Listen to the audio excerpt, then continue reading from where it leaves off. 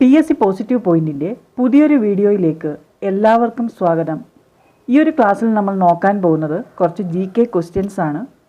GK and current affairs ഭാഗത്ത് നിന്ന് 10 ചോദ്യങ്ങൾ ഉണ്ടാവും. 1 മാർക്ക് വീതം 10 മാർക്ക്. നേരത്തെ ഒരു ചോദ്യം തെറ്റിയാൽ അര മാർക്കേ നഷ്ടപ്പെടുകയുള്ളായിരുന്നു. പക്ഷേ ഇനി മുതൽ 1 മാർക്കാണ് നഷ്ടപ്പെടാൻ പോകുന്നത്. ഒരു ചോദ്യത്തിന് 1 മാർക്കാണ്. അതുകൊണ്ട് വളരെ ഡീറ്റെയിൽ ആയി നമ്മൾ GK ആൻഡ് കറണ്ട് അഫയേഴ്സ് നോക്കേണ്ടതുണ്ട്. 9/3/2025 നടന്ന CSEB assistant secretary exam question പേപ്പറിലെ GK ക്വസ്റ്റ്യൻസ് ആണ് നമ്മൾ നോക്കാൻ പോകുന്നത്. വീഡിയോയിലേക്ക് പോകുന്നതിന് മുൻപേ ചാനൽ ആദ്യമായി കാണുന്നവരാണെങ്കിൽ ഒന്ന് സബ്സ്ക്രൈബ് ചെയ്യുക. വീഡിയോയെക്കുറിച്ചുള്ള അഭിപ്രായങ്ങളും നിർദ്ദേശങ്ങളും കമൻറ്റ് ചെയ്യുക. First question: The Finance Commission of India is constituted by the President under Article dash of the Constitution. The Finance Commission of India is constituted by the President under Article dash of the Constitution. Options: Article 270, Article 280, Article 356, Article 290.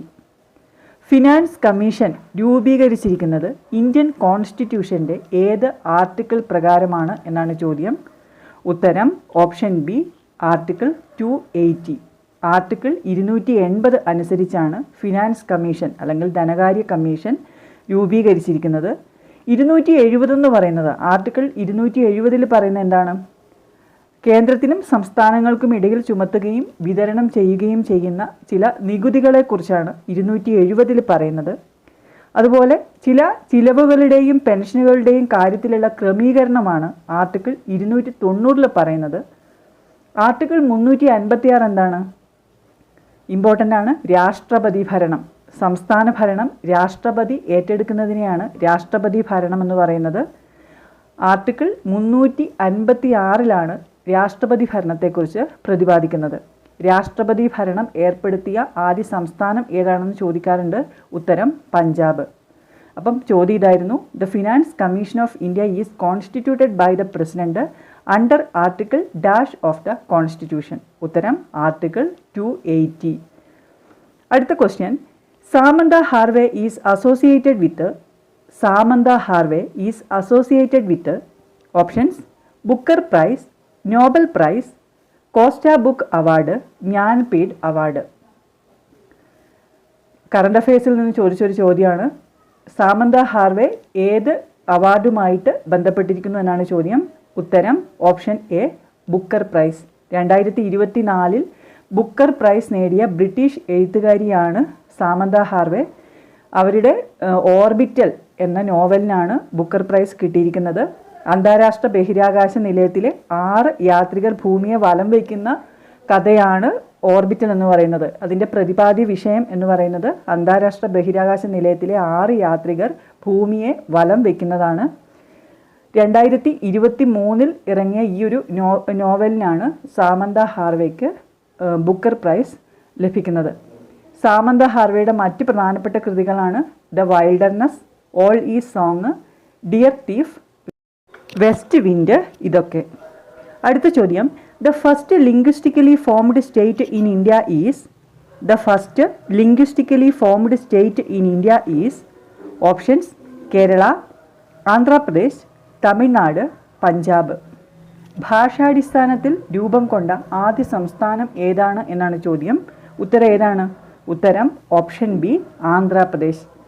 ഭാഷാടിസ്ഥാനത്തിൽ രൂപം കൊണ്ട ആദ്യത്തെ സംസ്ഥാനമാണ് Andhra Pradesh. 1953 October 1 Andhra എന്ന പേരിലാണ് ഈ സംസ്ഥാനം രൂപം കൊള്ളുന്നത്.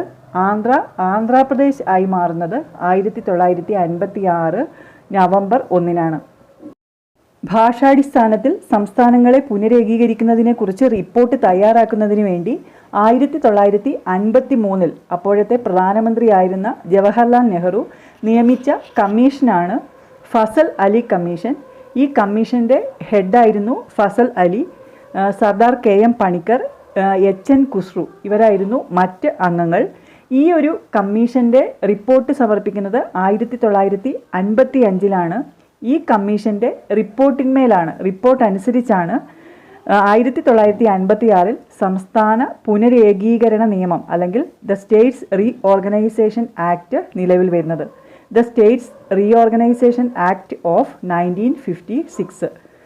അപ്പോൾ ഭാഷാടിസ്ഥാനത്തിൽ രൂപം കൊണ്ട ആദ്യത്തെ സംസ്ഥാനമാണ് ആന്ധ്രാപ്രദേശ്. ആന്ധ്രാപ്രദേശിൻ്റെ official language തെലുങ്കാണ്. 2014 തെലുങ്കാന ആന്ധ്രാപ്രദേശിൽ നിന്ന് വേർതിരിക്കപ്പെട്ടത്. അടുത്ത ചോദ്യം, who was the chairman of the drafting committee of the constitution of India? Who was the chairman of the drafting committee of the constitution of India? Options: Jawaharlal Nehru, doctor Rajendra Prasad, Alladi Krishnaswamy Iyer, doctor BR Ambedkar. ഉത്തരം option D, BR Ambedkar. Drafting കമ്മിറ്റിയുടെ chairman ആരായിരുന്നു? Doctor BR Ambedkar.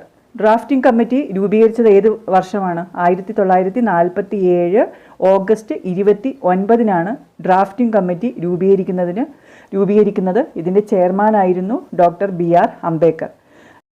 Indian ഭരണഘടനയുടെ പിതാവ്, father of Indian constitution എന്നറിയപ്പെടുന്നത് doctor BR അംബേദ്കറാണ്. The Indian subcontinent is located in the dash hemisphere. The Indian subcontinent is located in the dash hemispheres. Options: northern and eastern, southern and western, northern and western, southern and eastern. Indian sub continent സ്ഥിതി ചെയ്യുന്നത് ഏത് ഹെമിസ്ഫിയറിലാണ് എന്നാണ് ചോദ്യം. ഉത്തരം option A, northern and eastern. വടക്ക് കിഴക്കായിട്ടാണ് Indian sub continent സ്ഥിതി ചെയ്യുന്നത്.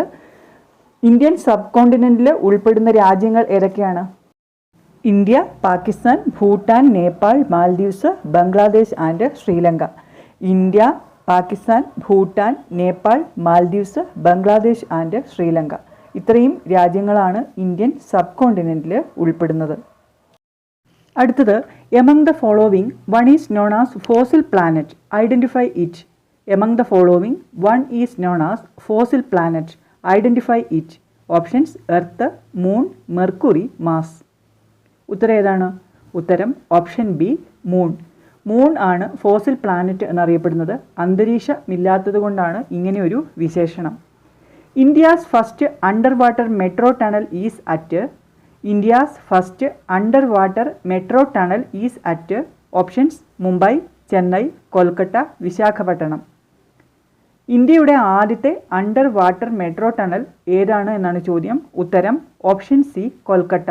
Kolkata east west മെട്രോയാണ് India's first underwater metro tunnel. ഇത് ഏത് നദിയിലാണെന്ന് ചോദിച്ചാൽ ഹൂഗ്ലി നദിയിലാണ്. Trishna project is a mission is to study Earth's surface and is jointly undertaken by. Trishna project is a mission to study Earth's surface and is jointly undertaken by. Options: India and USA, India and France, USA and France, India and China. ഉത്തരം option B, India and France.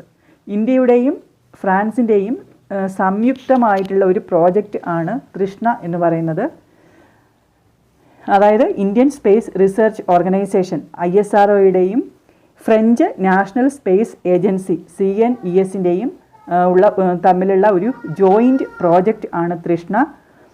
തൃഷ്ണ എന്ന് പറഞ്ഞാൽ പൂർണ്ണരൂപം thermal infrared imaging satellite for high resolution national resource assessment.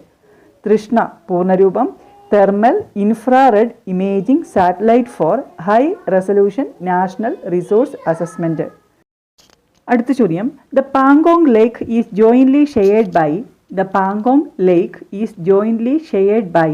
Options: India and Nepal, India and China, India and Bangladesh, India and Pakistan. Pangong lake സ്ഥിതി ചെയ്യുന്നത്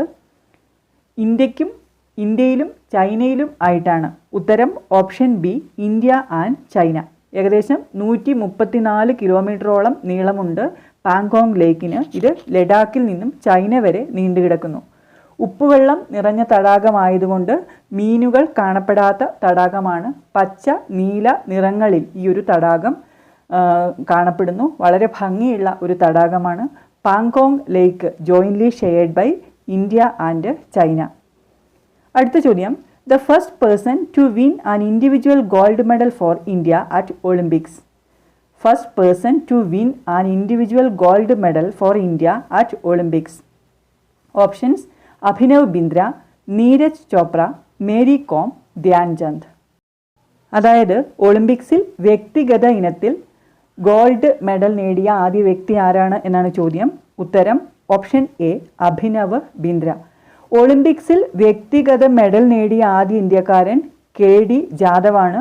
1952 വെങ്കല medal കരസ്ഥമാക്കി വ്യക്തിഗത ഇനത്തിൽ. എന്നാൽ വ്യക്തിഗത ഇനത്തിൽ ഗോൾഡ് മെഡൽ നേടിയ ആദ്യ ആളാണ് അഭിനവ് ബിന്ദ്ര. 2008 ബെയ്ജിംഗ് ഒളിമ്പിക്സിലാണ് ഷൂട്ടിങ്ങിൽ അഭിനവ് ബിന്ദ്രയ്ക്ക് ഗോൾഡ് മെഡൽ ലഭിക്കുന്നത്. ഒളിമ്പിക്സിൽ മെഡൽ നേടിയ ആദ്യ ഇന്ത്യൻ വനിതയാണ് കർണം മല്ലേശ്വരി. അടുത്തത് straight from the heart is the autobiography of. Straight from the heart is the autobiography of. Options: Sunil Gavaskar, Kapil Dev, Bishan Singh Bedi, Mansoor Ali Khan Pataudi. Straight from the heart ആരുടെ ആത്മകഥയാണ്? ഉത്തരം ഓപ്ഷൻ ബി കപിൽ ദേവ്. കപിൽ ദേവിൻ്റെ ആത്മകഥയാണ് straight from the heart. The first cooperative museum of India was established at. The first cooperative museum of India was established at. Options: Kozhikode, Vadodara, Nashik, Hubli. ഉത്തരം ഏതാണ്? ഉത്തരം option A Kozhikode. First cooperative museum of India was established at Kozhikode. ഈ cooperative മ്യൂസിയത്തിൻ്റെ നിർമ്മാണത്തിന് നേതൃത്വം കൊടുക്കുന്നത് Karassery cooperative ബാങ്കാണ്. ലോകത്തിലെ തന്നെ രണ്ടാമത്തെ കോപ്പറേറ്റീവ് മ്യൂസിയമാണ്. ഏഷ്യയിലെ ആദ്യത്തെ കോപ്പറേറ്റീവ് മ്യൂസിയമാണ് കോഴിക്കോട് കോപ്പറേറ്റീവ് മ്യൂസിയം. നേതൃത്വം കൊടുക്കുന്നത് Karassery cooperative bank. Sheikh Hasan Khan is known in the field of. Sheikh Hasan Khan is known in the field of. Options: cricket, swimming, polo, mountaineering. ഉത്തരം ഏതാണ്? ഉത്തരം മൗണ്ടനറിങ്, പർവ്വതാരോഹണം. ഷെയ്ഖ് ഹസൻ ഖാൻ ഏത് മേഖലയിൽ പ്രസിദ്ധനാണ് എന്നതായിരുന്നു ചോദ്യം. ഉത്തരം പർവ്വതാരോഹണം. ഷെയ്ഖ് ഹസൻ ഖാൻ പത്തനംതിട്ട സ്വദേശിയാണ്. പത്തനംതിട്ട പന്തളം സ്വദേശിയാണ്. എവറസ്റ്റ് കീഴടക്കിയ മലയാളിയാണ്. 45 ദിവസം കൊണ്ടാണ് ഇദ്ദേഹം എവറസ്റ്റ് കീഴടക്കുന്നത്. അപ്പം ഷെയ്ഖ് ഹസൻ ഖാൻ ഏത് മേഖലയിൽ പ്രസിദ്ധനാണ് എന്ന് ചോദിച്ചാൽ ഉത്തരം പർവ്വതാരോഹണം. 9/3/2025 നടന്ന cooperative bank assistant secretary exam question പേപ്പറിലെ കുറച്ച് GK questions, GK and current affairs questions ആണ് നമ്മൾ ഡിസ്കസ് ചെയ്ത് കഴിഞ്ഞത്. ഈ ഒരു വീഡിയോ നിങ്ങൾക്ക് ഉപകാരപ്രദമായി എങ്കിൽ ലൈക്ക് ചെയ്യുക, കമൻറ്റ് ചെയ്യുക. മറ്റ് പ്രധാനപ്പെട്ട ടോപ്പിക്കുകളുമായി നമുക്ക് അടുത്ത വീഡിയോയിൽ കാണാം. താങ്ക്